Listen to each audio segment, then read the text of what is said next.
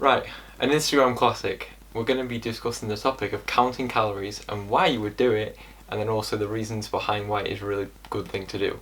Obviously, it is quite, I wouldn't say time consuming, because if you do it for a long time and you eat generally the same foods, it is quite easy and everything will be listed. So as MyFitnessPal, you can literally have all the lists of the original foods that you've been eating and they'll just be there for you straight away.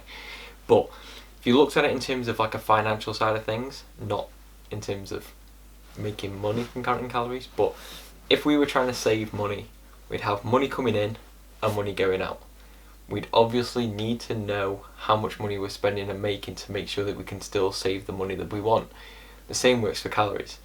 If we know we've got all this food coming in and the amount of energy that's coming out isn't to what we need, so if we're trying to put on weight, that this is lower and this is higher. If we're trying to maintain, that's a straight flow of each. And then also if we're trying to lose weight, is this lower than this.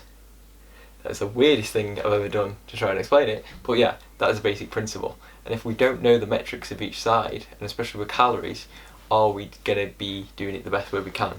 Probably not.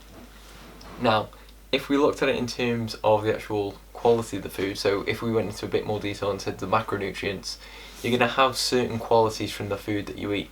Obviously, I'm not going to talk about food volume because that has been a different video in the past, but the general consistency of protein being a more muscle building aspect and actually being more filling as a food, carbohydrates being mainly for energy production, and fats basically just for body fat and just for hormone balance.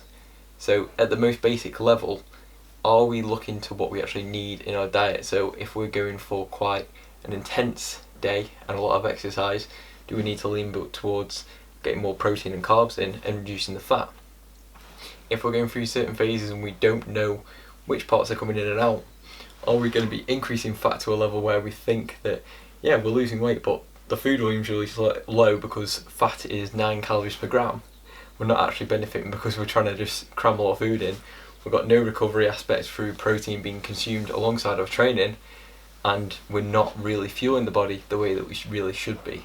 So that's when MyFitnessPal would come into effect, and we'd have the information there in front of us to know, okay, this is the amount of protein I'm getting, and if my target is 200 grams of protein, that's just a general number, you don't need to follow it.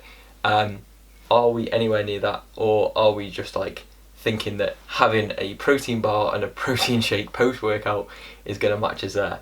But realistically, if we look at like a grenade bar and a protein shake, you're probably about 45, so you're not even at a quarter of your protein daily amounts that you need for your goals. So tracking and knowing what's going in to a bit more of a detail.